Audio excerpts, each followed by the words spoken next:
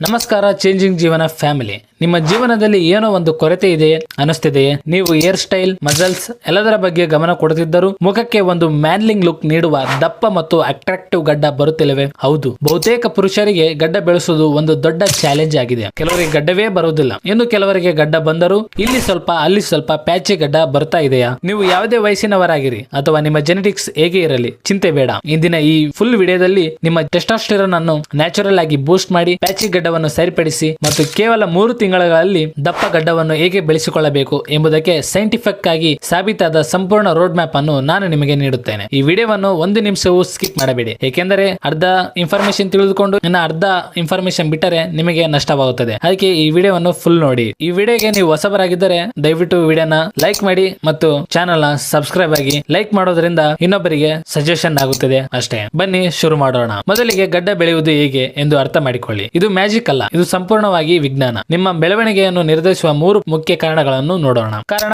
1, genetics. ಹೌದು, ನಿಮ್ಮ ತಂದೆ ಅಥವಾ ಅಜ್ಜನ ಗಡ್ಡ ಹೇಗಿತ್ತು ಎಂಬುದು ಮುಖ್ಯ, ಆದರೆ ಇದು ಕೇವಲ 30ರಷ್ಟು ಮಾತ್ರ ಪ್ರಭಾವ ಬೀರುತ್ತದೆ. ನಮ್ಮ ಲೈಫ್ ಸ್ಟೈಲ್ ಮೂಲಕ ನಾವು ನಮ್ಮ ಜೀನ್ ಗಳ ಮೇಲೆ ಪರಿಣಾಮ ಬೀರಬಹುದು. ಇದನ್ನು ಎಪಿಜೆನೆಟಿಕ್ಸ್ ಅಂತ ಕರೆಯುತ್ತಾರೆ. ನಿಮ್ಮ ಅಭ್ಯಾಸಗಳನ್ನು ಬದಲಾಯಿಸಿದರೆ ನಿಮ್ಮ ಗಡ್ಡದ ಭವಿಷ್ಯವನ್ನು ನೀವು ಬದಲಾಯಿಸಬಹುದು. ಕಾರಣ 2, ಸರಿಯಾದ ವಯಸ್ಸು ಮತ್ತು ತಾಳ್ಮೆ. ನೀವು ಈಗಷ್ಟೇ ಹದಿಹರೆಯದಿಂದ ಹೊರಬರುತ್ತಿದ್ದರೆ, ಅಂದರೆ 16ರಿಂದ 18 ವರ್ಷದಿಂದ ಹೊರಬರುತ್ತಿದ್ದರೆ ಪೂರ್ಣ ಗಡ್ಡ ನಿಮ್ಮ ಮುಖದ ಮೇಲೆ ಬೆಳೆದಿರುವುದು ಸಹಜ. ಗಡ್ಡವು ಸಂಪೂರ್ಣವಾಗಿ ದಪ್ಪವಾಗಲು ಮತ್ತು ಬಲವಾಗಲು 20ರಿಂದ 25 ವರ್ಷಗಳವರೆಗೆ ಸಮಯ ತೆಗೆದುಕೊಳ್ಳುತ್ತದೆ. ಆತುರ ಬೇಡ, ತಾಳ್ಮೆ ಇರಲಿ. ಕಾರಣ 3, ದಿ ಬಾಸ್ ಹಾರ್ಮೋನ್ DHT. ಗಡ್ಡದ ಬೆಳವಣಿಗೆ ನಿಜವಾದ ಕೀಲಿಕೈ ಇರುವುದು ಟೆಸ್ಟೋಸ್ಟೆರಾನ್ ಮತ್ತು ಅದರ ಶಕ್ತಿಯುತ ರೂಪವಾದ ಟೆಸ್ಟೋಸ್ಟೆರಾನ್ ನಲ್ಲಿದೆ. DHT ಹಾರ್ಮೋನ್ ನಿಮ್ಮ ಮುಖದ ಮೇಲಿನ ಕೂದಲು ಕೋಶಕಗಳನ್ನು ಸಕ್ರಿಯಗೊಳಿಸುತ್ತದೆ ಮತ್ತು ಅವುಗಳನ್ನು ಗಟ್ಟಿಯಾದ ದಪ್ಪ ಕೂದಲಿಗೆ ಪರಿವರ್ತಿಸುತ್ತದೆ. ನೀವು 23ರಿಂದ 25 ವರ್ಷ ದಾಟಿದರೂ ಗಡ್ಡ ಪ್ಯಾಚಿ ಆಗಿದ್ದರೆ ನಿಮ್ಮ DHT ದುರ್ಬಲವಾಗಿದೆ ಅಥವಾ ನಿಮ್ಮ ದೇಹದ ಪ್ರತಿಕ್ರಿಯೆ ಕಡಿಮೆ ಇದೆ ಎಂದು ಅರ್ಥ.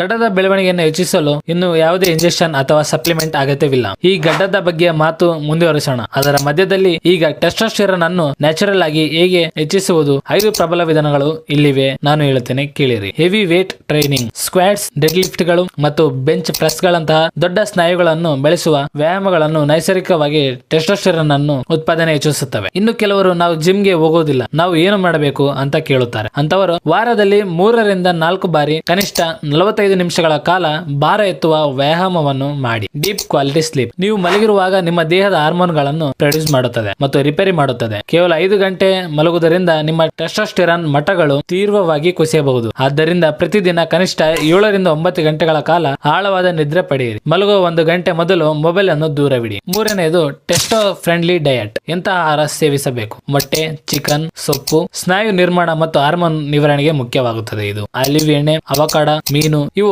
ಟೆಸ್ಟೋಸ್ಟೆರಾನ್ ಉತ್ಪಾದನೆಗೆ ಅತ್ಯಗತ್ಯವಾಗುತ್ತದೆ. ಜಿಂಕ್ ಮತ್ತು ವಿಟಮಿನ್ ಡಿ, ಬೇಳೆಕಾಳುಗಳು, ಕುಂಬಳಕಾಯಿ ಬೀಜಗಳು, ಸೂರ್ಯನ ಕಿರಣಗಳನ್ನು ತಪ್ಪದೇ ಇವನ್ನ ಸೇವಿಸಿ. ಏನು ತಪ್ಪಿಸಬೇಕು ಅಂದ್ರೆ ಸಕ್ಕರೆ ಮತ್ತು ಜಂಕ್ ಫುಡ್ ಅನ್ನು ತಿನ್ನಬೇಡಿ. 4ನೇದು ಸ್ಟ್ರೆಸ್ ಮ್ಯಾನೇಜ್ಮೆಂಟ್. ಅಧಿಕ ಒತ್ತಡವು ಕಾರ್ಟಿಸೋಲ್ ಎಂಬ ಹಾರ್ಮೋನ್ ಅನ್ನು ಹೆಚ್ಚಿಸುತ್ತದೆ. ಈ ಕಾರ್ಟಿಸೋಲ್ ಟೆಸ್ಟೋಸ್ಟೆರಾನ್ ಅನ್ನು ಕಡಿಮೆ ಮಾಡುತ್ತದೆ. ಧ್ಯಾನದಿಂದ ನಡೆಯಿರಿ. ಎಲ್ಲಾ ಚಿಂತೆಯನ್ನು ಬಿಟ್ಟು ಅಥವಾ ನಿಮ್ಮ ನೆಚ್ಚಿನ ಹವ್ಯಾಸಕ್ಕಾಗಿ ದಿನಕ್ಕೆ 15 ನಿಮಿಷಗಳನ್ನು ಮೀಸಲಿಡಿ. ನಿಮ್ಮ ಜೀವನ ಶೈಲಿಯನ್ನು ಸರಿಪಡಿಸಿದ ನಂತರ ಗಡ್ಡದ ಬೆಳವಣಿಗೆಗೆ ಫಾಸ್ಟ್ ಆಗಿ ಕಾರ್ಯನಿರ್ವಹಿಸುವ 2 ಪ್ರಮುಖ ಸಾಧನಗಳನ್ನು ಪರಿಚಯಿಸುತ್ತೇನೆ. ಡರ್ಮರ್ ರೋಲರ್, ರಕ್ತ ಪರಿಚಲನೆಯನ್ನು ಹೆಚ್ಚಿಸುವ ಮ್ಯಾಜಿಕ್. ಇದು ಮೈಕ್ರೋ ನೀಡಲ್ ಗಳನ್ನು ಹೊಂದಿರುವ ಒಂದು ಚಿಕ್ಕ ರೋಲರ್. ಇದನ್ನು ಚರ್ಮದ ಮೇಲೆ ರೋಲ್ ಮಾಡಿದಾಗ ಅದು ಸೂಕ್ಷ್ಮ ಗಾಯಗಳನ್ನು ಸೃಷ್ಟಿಸುತ್ತದೆ. ಈ ಮೈಕ್ರೋ ಗಾಯಗಳು ಆ ಪ್ರದೇಶಕ್ಕೆ ರಕ್ತ ಹರಿಸುತ್ತದೆ ಮತ್ತು ಕಾಲೇಜನ್ ಉತ್ಪಾದನೆಯನ್ನು ಹೆಚ್ಚಿಸುತ್ತದೆ. ಇದು ನಿಷ್ಕ್ರಿಯಗೊಂಡ ಕೂದಲು ಕೋಶಗಳನ್ನು ಸಕ್ರಿಯಗೊಳಿಸುತ್ತದೆ. ಇದನ್ನು ಸರಿಯಾದ ಬಳಕೆ. 0.5 mm ಸೂಜಿ ಗಾತ್ರವನ್ನು ಬಳಸಿ. ವಾರಕ್ಕೆ 2ರಿಂದ 3 ಬಾರಿ ಮಾತ್ರ ಬಳಸಿ. ರೋಲಿಂಗ್ ಮಾಡಿದ ತಕ್ಷಣ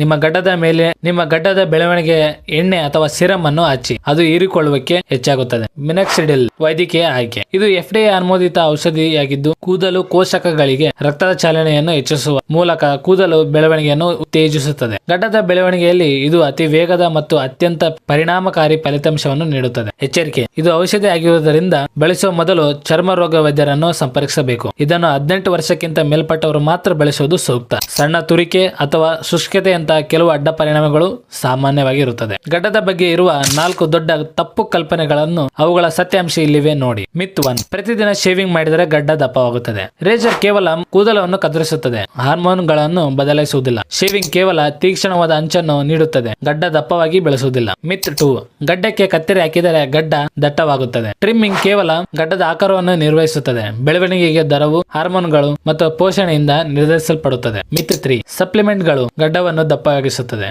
ನಿಮ್ಮ ದೇಹದಲ್ಲಿ ಜೀವಸತ್ವಗಳು ಕೊರತೆ ಇಲ್ಲದಿದ್ದರೆ ಈ ಸಪ್ಲಿಮೆಂಟ್ಗಳು ವಿಶೇಷ ವ್ಯತ್ಯಾಸ ಮಾಡುವುದಿಲ್ಲ. ಉತ್ತಮ ನಿದ್ರೆ ಮತ್ತು ಆಹಾರ ಅಸಲಿ ಗೇಮ್ ಚೇಂಜರ್. ಮಿತ್ 4, ಗಡ್ಡದ ಎಣ್ಣೆಗಳು ಹೊಸ ಕೂದಲನ್ನು ಬೆಳೆಸುತ್ತವೆ. ಎಣ್ಣೆಗಳು ಹೊಸ ಕೂದಲನ್ನು ಬೆಳೆಸುವುದಿಲ್ಲ, ಅವು ಚರ್ಮ ಮತ್ತು ಈಗಾಗಲೇ ಇರುವ ಕೂದಲನ್ನು ತೇವಗೊಳಿಸಿ ಆರೋಗ್ಯವಾಗಿಡಲು ಸಹಾಯ ಮಾಡುತ್ತವೆ. ಸ್ನೇಹಿತರೆ, ಗಡ್ಡ ಬೆಳೆಸುವುದು ಯಾವುದೇ ಮ್ಯಾಜಿಕ್ ಅಲ್ಲ, ಇದು ಸಮಯ, ಸ್ಥಿರತೆ ಮತ್ತು ಸರಿಯಾದ ಅಭ್ಯಾಸಗಳ ಒಂದು ಸಂಯೋಜನೆ. ಈ ವಿಡಿಯೋದಲ್ಲಿ ಹೇಳಿದಂತೆ ನೀವು ನಿಮ್ಮ ಟೆಸ್ಟೋಸ್ಟೆರಾನ್ ಅನ್ನು ಬೂಸ್ಟ್ ಮಾಡಿದರೆ, ಉತ್ತಮ ಅಭ್ಯಾಸಗಳನ್ನು ಅಳವಡಿಸಿಕೊಂಡರೆ ಮತ್ತು ಸರಿಯಾದ ಸಾಧನಗಳನ್ನು ಬೆಳೆಸಿದರೆ ನಿಮ್ಮ ಕನಸಿನ ದಪ್ಪ ಗಡ್ಡವನ್ನು ನೀವು ಖಂಡಿತ ಬೆಳೆಸಿಕೊಳ್ಳುತ್ತೀರಾ. ನಾನು ನಿಮಗೆ 90 ದಿನದ ಸವಾಲು ನೀಡುತ್ತೇನೆ. ಈ ಎಲ್ಲಾ ಸಲಹೆಗಳನ್ನು 90 ದಿನಗಳವರೆಗೆ ಅನುಸರಿಸಿ ಮತ್ತು ಫಲಿತಾಂಶಗಳನ್ನು ನೋಡಿ. ಈ ವಿಧಾನಗಳಲ್ಲಿ ನೀವು ಮೊದಲು ಯಾವುದನ್ನು ಪ್ರಯತ್ನಿಸಲು ಬಯಸುತ್ತೀರಾ ಎಂದು ಕೆಳಗೆ ಕಮೆಂಟ್ ಮಾಡಿ. ಡಿಸ್ಕ್ರಿಪ್ಷನ್ ಅಲ್ಲಿ ಒಂದು ಡರ್ಮಾ ರೋಲರ್ ಮತ್ತೆ ಒಂದು ಒಳ್ಳೆಯ ಬಿಯರ್ಡ್ ಆಯಿಲ್ ಅನ್ನು ಡಿಸ್ಕ್ರಿಪ್ಷನ್ ಅಲ್ಲಿ ಕೊಟ್ಟಿರ್ತೀನಿ. ಇಂಟ್ರೆಸ್ಟ್ ಇದ್ದಲ್ಲಿ ಹೋಗಿ ಪರ್ಚೇಸ್ ಮಾಡ್ರಿ. ಈ ವಿಡಿಯೋ ನಿಮಗೆ ಉಪಯುಕ್ತವಾಗಿದ್ದರೆ ಒಂದು ಲೈಕ್ ಕೊಡಿ, ನಿಮ್ಮ ಸ್ನೇಹಿತರಿಗೂ ಇದನ್ನು ಶೇರ್ ಮಾಡಿ. ಇಂತಹ ಮತ್ತಷ್ಟು ಉಪಯುಕ್ತ ವಿಷಯಗಳಿಗಾಗಿ